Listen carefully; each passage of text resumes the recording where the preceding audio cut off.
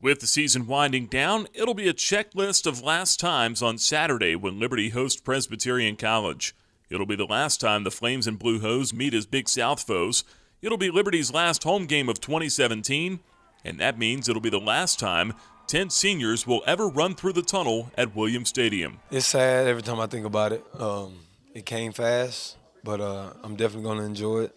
I'm going to stay focused like I have every week and just make sure I go out there and play my best. I mean, I can't stop time now. Couldn't stop it before. Great spiritual leaders. Really just about all the guys there are understanding what Jesus Christ is all about. They've been very, very talented young men. I love the way they go about doing their work in the classroom, the way they support their community. Senior Day festivities will take place on the field before Saturday's 3:30 kickoff between 5 and 4 Liberty and 3 and 6 Presbyterian.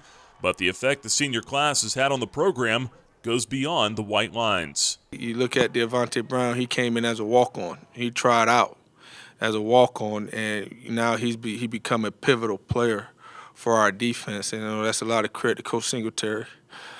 Just to know what he's been through off the field,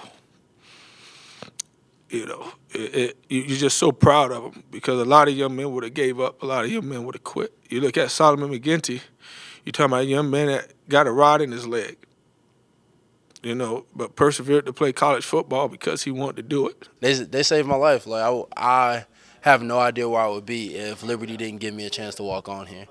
They were one of the few schools who even said, hey, you can come to our walk-on tryout.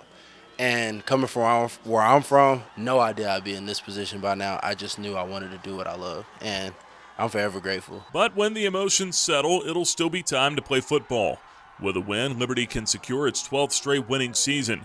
Presbyterian is on a 3-game slide and hopes to stop an 8-game losing skid to Liberty dating back to 2008.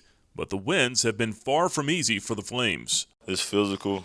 I mean, you pretty much know what they're going to do. They maybe going to throw a couple trick plays at you, but there's going to be a lot of trash talking. And we're going to see who the winner's going to be. It's been fun. They play us very hard. They play us very tight. And it's a game where we know for a fact that we have to showcase our defense because they have a hard defense when we like to pride ourselves in having a very good defense. So it's like defense versus defense. Presbyterian's defense has been good against the pass, allowing only 147 yards per game. That's 4th best in the FCS.